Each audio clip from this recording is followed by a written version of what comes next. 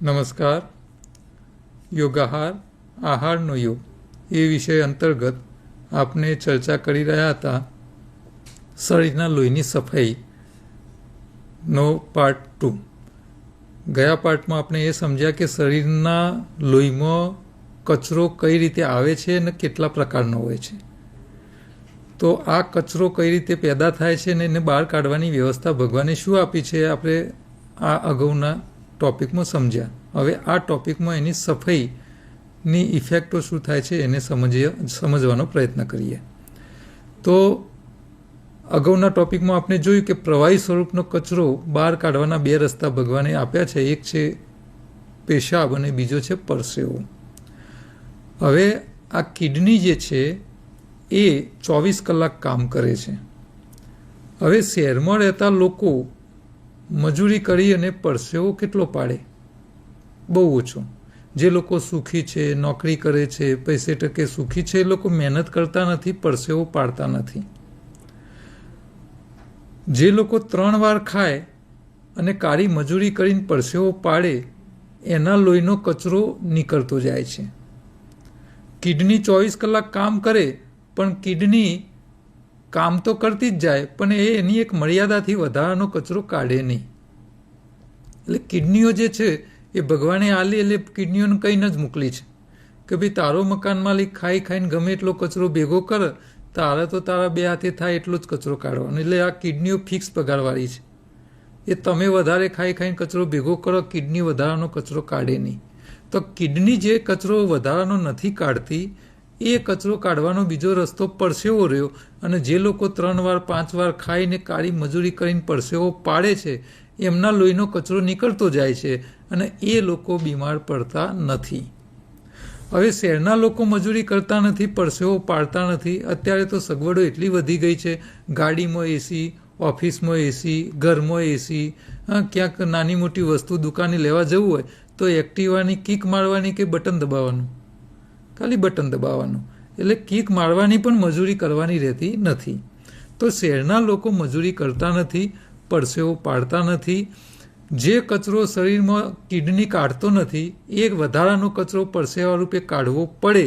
પણ શહેરના લોકો, સુખી લોકો પરસેવો પાડીને કચરો કાઢતા નથી. એટલે શહેરમાં રહેતા લોકો, સુખી લોકોના લોહીમાં કચરો વધી ન જાય અને રોગ આવે નહીં એટલા માટે દુનિયાભરના તમામ ડૉક્ટરો, એલોપેથીવાળાથી લઈને આયુર્વેદથી લઈને યુનાનીવાળાથી લઈને હોમિયોપેથીથી લઈને નેચરોપેથીવાળા ડૉક્ટરોથી લઈને યોગ ટીચરો, બધા જ લોકોએ બહુ અદ્ભુત ભોજન માટેની સલાહ આપી છે. અને એ છે સવારે રાજા જેવું ખાવું, બપોરે વેપારી જેવું ખાવું અને રાત્રે ભિખારીની જેમ કશું ખાધા પીધા વગર સૂઈ જવું. આ સલાહ ડૉક્ટરોએ એટલા માટે આપી છે કે જો તમે પરસેવો પાડી લોહીનો કચરો કાઢતા ન હોય, તમારી કિડની તો જે કાઢવા જેટલો કચરો કાઢે જ છે 24 કલાક, પણ વધારાનો કચરો પરસેવા રૂપે જે કાઢવાનો હોય જો ન કાઢતા હોય તો તમારે 3 વાર ભોજન કરવું જોઈએ નહીં. અહીંયા એ લોકોનો આ જે ઉદ્દેશ છે કે રાત્રે ખાલી પેટે ઊંઘી જવું, એનો કહેવાનો મતલબ એવો છે કે તમે પરસેવો ન પાડતા હોય, મજૂરી ન કરતા હોય તો 3 વાર ખાવા નહીં, 1 વાર ખાવાનું છોડો. એટલે તમારે સાજા થવું હોય તો પણ 1 વાર ખાવાનું છોડવાનું અને સાજા રહેવું હોય તો પણ 1 વાર ખાવાનું છોડવું જોઈએ. આ લોકોનો કહેવાનો મતલબ આ જ છે કે 3 વાર ખાઈને શરીરમાં લોહીમાં કચરો વધારશો નહીં. એ કચરો જો તમે પરસેવો પાડીને કાઢતા ના હોય તો. એટલે 3 વાર એ લોકો ખાય જે મજૂર હોય. અને મજૂરની વ્યાખ્યા શું? 50 કિલો સિમેન્ટની બોરી માથે મૂકી 5 માળના બિલ્ડિંગમાં દિવસમાં 25 વાર ઉપર નીચે કરતો હોય આ વ્યક્તિને મજૂર કહેવાય. અને એ વ્યક્તિ 3 વાર 4 વાર ખાય તો ચાલે. જે લોકો આવી કાળી મજૂરી ન કરતા હોય એ લોકોએ સાજા રહેવું હોય, સાજા થવું હોય તો 3 વાર ખવાય નહીં, 1 વાર ખાવાનું છોડવું. એટલે હવે તમારે લોહીને ચોખ્ખું રાખવું હોય તો 1 વાર ખાવાનું છોડવું પડશે. હવે આ બધા ડૉક્ટરોએ તમને જે સલાહ આપી કે ભાઈ રાત્રે ખાલી પેટે ઊંઘી જાઓ, હવે તમે પોતે જ પ્રયોગ કરજો. રાત્રે ખાલી પેટે ઊંઘવા જશો, ઊંઘ આવશે ખરી? ઊંઘ જ નહીં આવે. પેટમાં વજન ના પડે તો ઘેન ચડે નહીં. સાદો કુદરતનો નિયમ છે. તમે જ્યારે દબાઈને ખાઓ છો એ દિવસે તમને તરત ઊંઘ આવી જાય છે.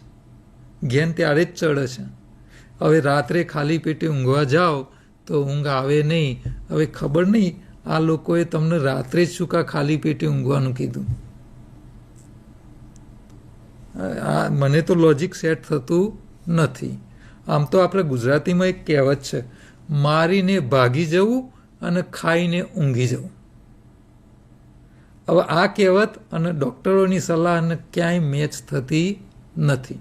બીજી વસ્તુ હું કહીશ કે જ્યારે તમે ભરપેટ ભોજન સવારે રાજા જેવું ખાઓ અને પછી કામ કરવા જાઓ તો શરીરને તો બે કામ કરવાના થયા. તમે કરેલું ભોજને પચાવવાનું અને પાછી તમારા શરીર પાસે શારીરિક શ્રમે કરાવવાનું. એક સાથે શરીર બે કામ સારા કરી શકે કે એક જ કામ સારું કરી શકે? તમને અનુભવમાં જે કહેતું હોય એનો અમલ કરો. એટલે હું તો એમ માનું છું કે રાત્રે ખાઈને સૂઈ જવું જોઈએ અને તમને ઊંઘ પણ નહીં આવે આ કરવા જશો તો. એટલે આપણે રાત્રે ખાઈ લેવું. હવે આપણી પાસે 2 ટાઈમ બચ્યા, સવાર અને બપોર. તો આ બેમાંથી આપણે હવે એક તો છોડવો જ પડશે. સાજા રહેવું છે એટલે એ છોડવું પડશે, સાજા થવું છે એટલે એ છોડવું પડશે. તો તમારે સાજા રહેવા અથવા સાજા થવા હવે સવારને બપોરમાંથી એક ટાઈમ છોડવો પડશે. તો આપણા માટે સવારવાળો સારો કે બપોરવાળો સારો એને સમજવાનો પ્રયત્ન કરીએ. હવે રાત્રે તમે જે ભોજન કર્યું એનું પહેલું તો શું થાય છે એને સમજવાનો પ્રયત્ન કરીએ. તમે રાત્રે જઠરમાં ખોરાક ભર્યો, જઠરમાંથી એ ખોરાક આંતરડામાં જાય, નાના આંતરડામાં જાય, નાના આંતરડામાંથી પાચન થયેલો ખોરાક શરીરના લોહીમાં જાય, આખી રાત લોહીમાં ખોરાક આવતો જાય, આખી રાત એ ખોરાક લોહીમાં આવે છે પણ સામે તમે એ ખોરાક વાપરવાના ક્યાંય નહીં. તમે આરામના મોડમાં છો, ખાટલામાં સૂતેલા છો. એટલે ખોરાક પાચન થઈને લોહીમાં તો આવી ગયો પણ એ ખોરાક આખી રાત વપરાતો નથી. હવે તમે એક વિચાર કરો કે આખી રાત લોહીમાં ખોરાક આવતો જ જાય, આવતો જ જાય, આવતો જ જાય અને તમે સામે વાપરો નહીં તો સવાર સુધીમાં લોહી જાડું થઈ જાય કે નહીં? લોહી જાડું થઈ જાય. હવે લોહી જાડું થઈ જાય તો શું થાય? હાર્ટ એટેક આવે. ભગવાનને ખબર હતી કે આ માણસો હરામીઓ રાતે દબાઈને ખાસી, ખાઈને ઊંઘી જશે, આખી રાત લોહી જાડું થઈ જશે અને લોહી જાડું થઈ જાય તો સવારે એટેક આવશે. એટલે ભગવાને માણસ મરી ના જાય એની પાછી વ્યવસ્થા કરી હતી. કારણ કે એ બહુ હોશિયાર એન્જિનિયર છે. આવી કોઈ નાની ભૂલ કરો તો એની મોટી સજા તો મળે નહીં, એના માટેનું ધ્યાન ભગવાને રાખ્યું. તો ભગવાને શું કર્યું કે આખી રાત જેટલો ખોરાક આપણા લોહીમાં આવે પાચન થઈને એમાંથી લોહીમાં જેટલો જરૂર હોય એટલો જ ખોરાક રાખે. બાકીનો વધારાનો જેટલો ખોરાક આવે એ બધા ખોરાકના ડબ્બા ભરી પેક કરી અને માળિયામાં મૂકવાની વ્યવસ્થા ભગવાને આપણા શરીરમાં કરી આપી છે. જો આપણા શરીરમાં ફરતું લોહી છે ને એની અંદર ગ્લુકોઝનો સરવાળો તમે મારો ને તો સાયન્સે એવું પ્રૂવ કરેલું છે કે તમારા ફરતા લોહીમાં 5 થી 7 ગ્રામ ગ્લુકોઝથી વધારે ગ્લુકોઝ રાખી ના શકે શરીર. હવે તમે 100 ગ્રામ ભાત ખાઈ ગયા, 200 ગ્રામ રોટલી ખાઈ ગયા તો આ બધો કાર્બોહાઈડ્રેટ શરીરમાં લોહીમાં જાય તો આ વધારાનું જે કંઈ આવ્યો એ લોહીમાં રાખાય નહીં, એના ડબ્બા ભરીને માળિયામાં જ મૂકવો પડે. તો ભગવાને આ માળિયાની વ્યવસ્થા પણ આપણને આલી. તો આખી રાત જેટલો ખોરાક લોહીમાં આવે એમાંથી જરૂર એટલો રાખ્યો, બાકીનો વધારાનો ખોરાક ડબ્બા ભરીને માળિયા હંમેશા ઉપર હોય. એટલે આપણા જઠરમાં અહીંયા ચિત્રમાં જુઓ, જઠરના ઉપર લાલ રંગનું લીવર છે અને આ લીવર એ તમારા શરીરનું માળિયું છે અને એ બેટરી કહેવાય. એટલે તમે રાત્રે જે કંઈ ભોજન ખાધું એ બધો ખોરાક જરૂર હોય એટલો લોહીમાં રાખ્યો ને વધારાનો જે કંઈ આવ્યો આ બધો ક્યાં પહોંચ્યો? લીવરમાં. એટલે લીવર એ બેટરી થઈ અને એ ચાર્જ થઈ જાય. સવારે બેટરી તમારી ફૂલ ચાર્જ થઈ ગઈ. હવે બેટરી સવારે ફૂલ ચાર્જ થઈ ગઈ તો સવારે ઉઠી આપણને ભૂખ લાગવી જોઈએ? પહેલાં તો એ પણ સવાલ થવો જોઈએ. અને છતાંય જો તમને સવારે ભૂખ લાગે છે તો એ ખોટી ભૂખ છે, પેલી બાયોક્લોક ભૂખ લગાડે છે. તો પહેલું એક આ વસ્તુનું ધ્યાન રાખો. હવે સવારે તમારી બેટરી ફૂલ ચાર્જ હોય તો સવારે ઉઠીને પહેલી બેટરી ખાલી કરવી જોઈએ કે બેટરીને ચાર્જ કરવા ફરી ચાર્જર લગાવવું જોઈએ? તમે આખી રાત મોબાઈલ ચાર્જ કરો અને મોબાઈલની બેટરી 100% થઈ ગઈ હોય તો સવારે ઉઠીને તમે ફરી ચાર્જર ભરાવશો? નહીં ભરાવો. અને ભરાવો તો શું થાય? મોબાઈલની બેટરી પાછળથી ફૂલી જાય. હવે જે લોકોનો પેટ ફૂલી ગયો એ બધો શું થયો? શરીરની બેટરી ફૂલી ગઈ. હા, અને આવા મોટા પેટવાળાને એમ કહો કે આવડું મોટું પેટ કેમ થયું? તો કહેશે હું તો કોઈ ખાતો જ નહીં. હવે મોબાઈલની બેટરી ચાર્જર ભરાય કરો તો જ ફૂલે, તો શરીરની બેટરી પણ ચાર્જર કરો તો ફૂલે. બરાબર? તો હવે સવારે ઉઠીને તમારી બેટરી ખાલી કરવાની. પહેલું કામ આ કરવાનું, ખાવા બેસી જવાનું નહીં. અને સવારે જ કેમ ખાલી કરવી, પહેલી આ વાતને સમજી લઈએ, પછી એ ખાલી થવાના સમયની મહત્ત્વ આપીએ. તો હવે માની લો કે તમે રોજ બપોરે જમવા બેઠા અને થોડું શાક વધ્યું હોય તો તમે ફ્રીજમાં મૂકો છો. રાત્રે એ બપોરવાળું ફ્રીજમાંથી કાઢીને પહેલું વાપરી કાઢો છો. અને જો રાત્રે ન વપરાય તો બીજા દાળ સવારે ફ્રીજમાંથી કાઢીને આપણે ડસ્ટબિનમાં નાખી દઈએ છીએ. કેમ આવું કરીએ છીએ? કે ફ્રીજમાં મૂકેલું શાક સાંજે ન વપરાય તો બીજા દાળ ફ્રીજમાં પડે સડી જાય છે અને આપણે એ વાસી થઈ ગયેલું શાક ડસ્ટબિનમાં ફેંકી દઈએ છીએ. તો હવે અહીંયા તમે જુઓ કે રાત્રે તમે જે ભોજન ખાધું એ તમારા શરીરની ગરમીમાં પડ્યો છે. સવારે ઉઠો એટલે વપરાયો નથી, શરીરમાં જ પડ્યો છે. અને શરીરનું ટેમ્પરેચર 37 ડિગ્રી હોય છે. ફ્રીજમાં મૂકેલો ખોરાક 3 થી 5 ડિગ્રી ટેમ્પરેચરમાં હોય છે. હવે સવારે ઉઠો એટલે બે જગ્યાએ સ્ટોક પડ્યો હોય. એક તમારું ફ્રીજ જેનું ટેમ્પરેચર 3 થી 5 ડિગ્રી છે, બીજું તમારું શરીર જેનું ટેમ્પરેચર 37 ડિગ્રી છે. તો હવે સવારે આ 3 ડિગ્રીવાળો ખોરાક વહેલો બગડે કે 37 ડિગ્રીવાળો ખોરાક વહેલો બગડે? હા, સીધો નિયમ છે કે શરીરની ગરમીવાળો વહેલો બગડે. તો આપણે સવારે ઉઠી આગલા દિવસ જે કંઈ ખોરાક ખાધો હોય એને પહેલો વાપરવાનો પ્રયત્ન કરવો જોઈએ.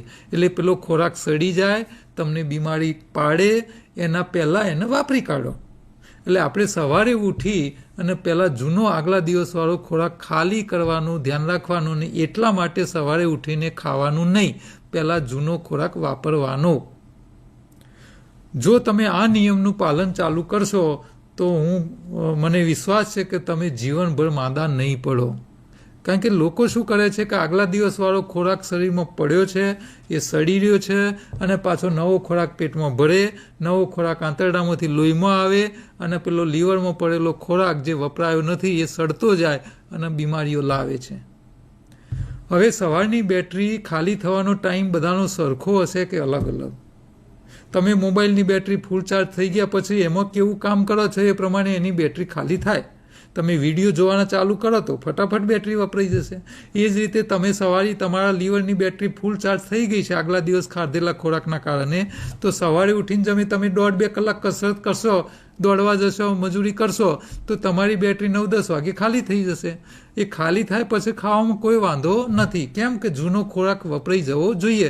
એ માંદો પાડે પહેલાં આપણે વાપરી કાઢો, શરીરને નુકસાન કરે પહેલાં ખાલી કરી નાખો. માની લો કે મારા જેવો સવારમાં ચાલવાય ના જતો હોય તો મારી બેટરી કેટલા વાગ્યા સુધી ચાલે? 12-1-2 વાગ્યા સુધી ચાલવી જોઈએ. બરાબર છે? અચ્છા, આગલા દિવસ લગ્નમાં ગયા હોય, અવસર પ્રસંગમાં ગયા હોય અને ત્યાં 500 રૂપિયા ચોલ્લો કર્યો હોય અને ચોલ્લો વસૂલ કરીને આવ્યા હોય તો પછી આખો દિવસ બેટરી ચાલવી જોઈએ. હવે આ ધ્યાન તમારે રાખવાનું કે તમારું ફેમિલી ડૉક્ટર રાખે? તમારે જ રાખવું પડે.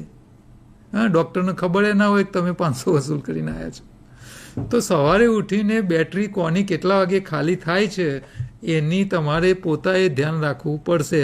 પણ આપણે પેલી બાયોલોજિકલ ક્લોકના ભૂખમાં ફસાયેલા છીએ એટલે આપણને સવારે બેટરી ફૂલ ચાર્જ હોવા છતાંય સવારે તમને પેટના બિલાડા બોલે છે. તો સવારે પેટના બિલાડા બોલે તો આપણે એને પાણી આપવાનું પણ ખાવા આપવાનું નહીં. 3-4 દિવસ તમે આવો પ્રયોગ કરશો એટલે તમારી બેટરી બિલાડા બોલવાના બંધ થઈ જશે. તો હવે આપણે માની લો કે સાજા થવું છે અથવા સાજા રહેવું છે એટલે આપણે એક ટાઈમ સવારથી બપોર ખાતા નથી, અથવા ખાવું છે તો પછી તમારે મહેનત કરી આવવાની, કસરત કરી આવવાની, મજૂરી કરવાની, યોગા એક્સરસાઇઝ પરસેવો પાડી આવવાનો.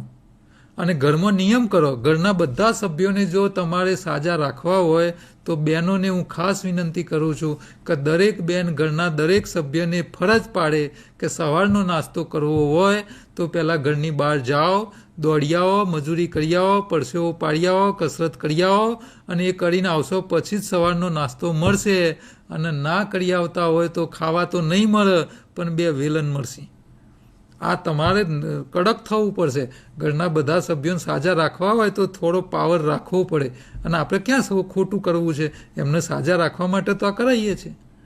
એટલે તમારે બહેનોએ ખાસ આ વાત ધ્યાન રાખવાની. સવારે જે વ્યક્તિ યોગા, કસરત, એક્સરસાઇઝ કરી આવે એને જ સવારનો નાસ્તો આલવાનો, બાકી કોઈ વ્યક્તિને નહીં આપવાનો. કેમ? કારણ કે એને સાજો રાખવો છે. આપણે એની ભલાઈ માટે આ કામ કરીએ છીએ. બરાબર છે?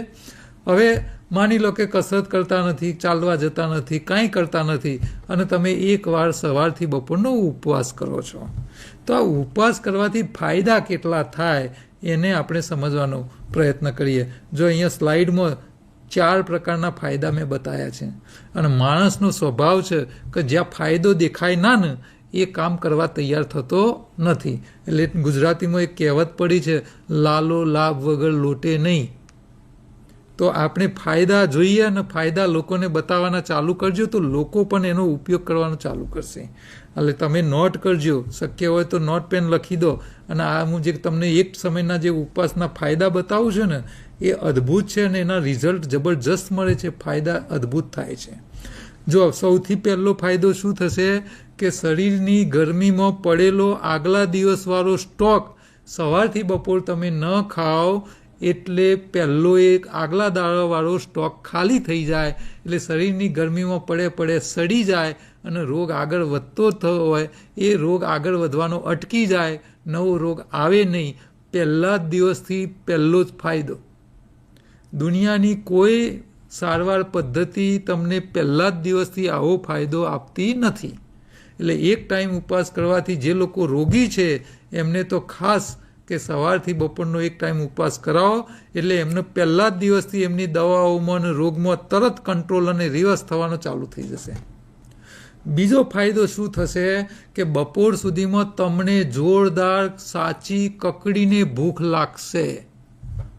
આયુર્વેદ કહે છે કે સાચી ભૂખનું ભોજન અમૃત સમાન થાય. અને તમને બધાને ખબર છે કે જોરદાર કકડીને ભૂખ લાગી હોય તો પથરાય પછી જાય. આ સાચી ભૂખને સમજવા જેવી છે. હા, આ બહેનોએ સાચી ભૂખને સમજી અને ઘરના બધા સભ્યો ઉપર એનો અમલ કરાવવાની જરૂર છે. આ બહેનો સાચી ભૂખને કેવા સંજોગોમાં નથી સમજતા અને કેવું કરાવે છે એક ટૂંકી વાત જરા કહીને પછી આપણે આગળ વધીએ એના ફાયદામાં. જો મોટા ભાગના પુરુષો દિવસ દરમિયાન ઘરની બહાર નોકરી ધંધા માટે રહેતા હોય છે અને મોટા ભાગની બહેનો ઘર સંભાળતી હોય છે. હવે કોક દિવસે એમના ઘરવાળાને કે પુરુષને કોઈ ભાઈબંધ દોસ્તાર મળી જાય, કોઈ ધંધામાં સારો નફો કે મોટો ધંધો થઈ જાય અને ખુશ થઈ ગયા હોય તો નાસ્તા બાસ્તા ઝાપટીને સાંજે ઘેર આવો. એટલે પુરુષો નાસ્તા બાસ્તા કરીને ઘેર આવ્યા હોય અને પુરુષો પણ પાછા થોડા હરામી હોય. એ ઘેર આવીને પાછી ઘરવાળીને એવું નાખી તે આજે તો ભાઈબંધ મળ્યો તો એટલે હું નાસ્તા ઝાપટીને આવ્યો છું. ઘેર આવીને પાછા એવું બોલે મને તો આજે ભૂખ નહીં. હવે ભૂખ નથી એવું ઘરવાળો બોલે એટલે બહેનોએ સમજી લેવું જોઈએ કે આ નક્કી કોક ઝાપટીને આવ્યો છે. પણ બહેનો પાછી માથા ભારે હોય, પુરુષ કરતાં માથા ચડે એવી હોય. બહેનો પાછી પેલો ઘરવાળો એમ કહેતો હોય કે મને ભૂખ નથી તો એ બેન કહે છે ખાઈ લો મારા સમજે. એટલે એક તો પેલા ઘરવાળાને ભૂખ ના હોય તો એ પરાને ખવડાવે. કોક દારૂ ટીવીમાં સારી રેસીપી જોઈ લીધી હોય અને ઘરે નવી આઈટમ બનાવી હોય અને ખાતા વધે તો પાછી ઘરવાળી કહે છે આ કૂતરોને ગાયને નાખી દઉં એના કરતાં તમે ખાઈ જાઓ. એટલે એક તો ભૂખ ના હોય તો એ ખવડાવે, ખાતા વધે તો એ ઘરવાળાને ખવડાવે. અમુક બહેનોને પાછો ભાવ હોય કે મારો ઘરવાળો મારા છોકરા ભૂખે ઊંઘવા ના જોઈએ.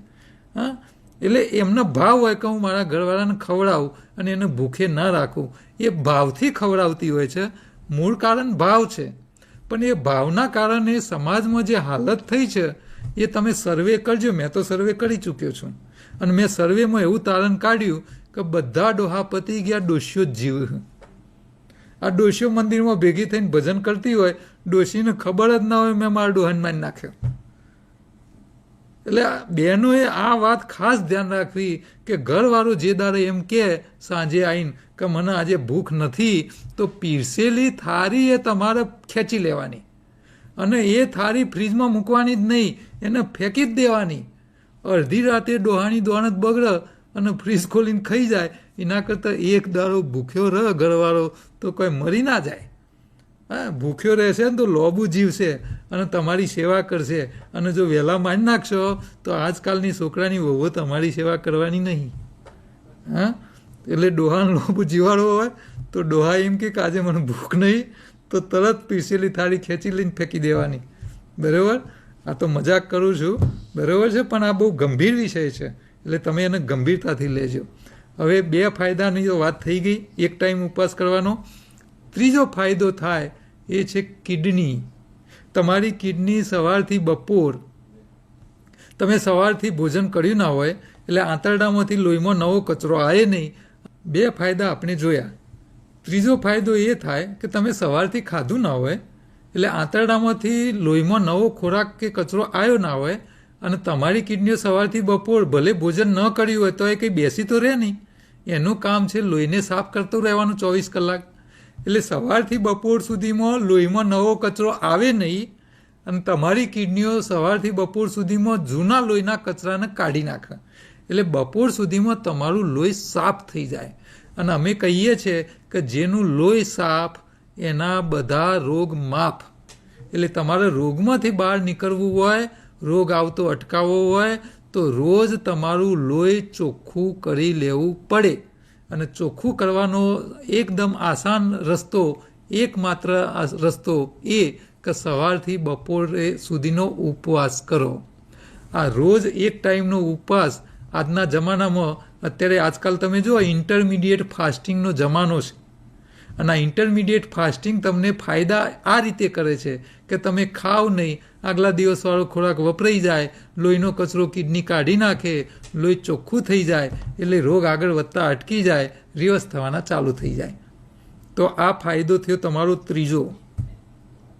અચ્છા, ઘણા લોકો એમ કહે કે સાહેબ લોહી ચોખ્ખું ન કરીએ તો?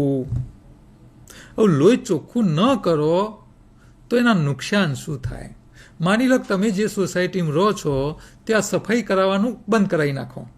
સફાઈ કર્મચારીઓને રજા આપી દો કે ભાઈ તમારી સોસાયટી સાફ નહીં કરવાની, કચરાના ઢગલા ભેગા કરાવો. તમે સોસાયટીમાં કચરાના ઢગલા ભેગા કરાવો એટલે ઉપરવાળો જોઈ રહ્યો હોય કે આ સોસાયટીમાં કચરાના ઢગલા થઈ રહ્યા છે, એટલે તમે સફાઈ ના કરાવો તો એની સફાઈ કરવા માટે ભગવાન સુવર એટલે કે ભૂંડને મોકલે. આ ભૂંડને બોલાવવા માટે તમારે બોલાવવા ના પડે. સોસાયટીમાં કચરાના ઢગલા થાય તો ભૂંડ એની મેરે આવી જાય. તો એ જ રીતે તમારા લોહીમાં તમે કચરો ભેગો કરતા જાઓ અને તમે જો સફાઈ ન કરાવો તો પેલા મોટા ભૂંડ તો શરીરમાં જઈ ના શકે. એટલે ભગવાન સૂક્ષ્મ નાના નાના જે નળી આંખે દેખાય નહીં એવા વાયરસજન્ય ભૂંડ આપણા શરીરમાં ખોરાક, હવા, પાણી કે મચ્છર કરડે એટલે આ વાયરસ શરીરમાં ઘૂસે અને આપણા લોહીમાં ફરતા કચરાને ખાય અને એ ખાઈને એની સંખ્યા વધે. એટલે કે આ વાયરસજન્ય રોગો જે છે એ લોહીના ફરતા કચરાના કારણે આવે. એટલે જો તમે લોહી રોજ સાફ નહીં કરો અને લોહીમાં કચરો વધારતા જશો તો પછી તમને આ વાયરસજન્ય રોગો કયા હોય? શરદી, તાવ, dengue, chikungunya, swine flu, typhoid, malaria, ઝેરી મેલેરિયા, કોરોના અને પાછળ એક ચાંદીપુરા નામનો આવેલો. તો આ બધા જે વાયરસ છે એનો ખોરાક શું? તો લોહીમાં ફરતો કચરો. તમે રોજ સવારથી બપોર ઉપવાસ કરો, તમારું લોહી ચોખ્ખું રાખો. માની લો કે મચ્છર કરડે, મેલેરિયાનો વાયરસ અંદર જાય, લોહીમાં ફરતો કચરો જ ના હોય તો પેલો વાયરસ અંદર જઈને પસ્તાય, આ નરકમાં ક્યાં આવી ગયો, અહીં તો કંઈ ખાવા પીવા છે જ નહીં, બિચારો ભૂખે મરી જાય. અચ્છા, મચ્છર ખાલી માણસોને કરડે?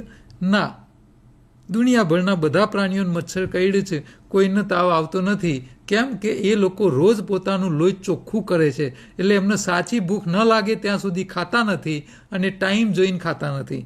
માણસ જ એક એવું પ્રાણી છે જે સમય સાથે ખા કરે, સમય થાય ને ભૂખ લાગે, શરીરને જરૂર ના હોય તો એ ખા કરે, લોહીમાં કચરો વધારતો જાય અને પછી મચ્છર કરડે મેલેરિયાવાળો તો એ મેલેરિયા થાય, ડેન્ગ્યુવાળો કરી જાય તો ડેન્ગ્યુ થઈ જાય, કોરોનાવાળો ક્યાંકથી આવી જાય તો એવો રોગ થઈ જાય, હા, શરદીનો ઘૂસી જાય તો શરદી થાય. હવે તમને શરદી થાય એટલે તમારે સમજી જ લેવાનું કે લોહીમાં કચરો વધ્યો છે. બસ સિમ્પલ છે, આમાં કાંઈ નવું નથી. એટલે આ લોહીની સફાઈ રોજ તમે કરતા રહો, પછી ના તમને શરદી થાય, ના મચ્છર કર્યો તો તાવ આવે, કશું જ ના થાય.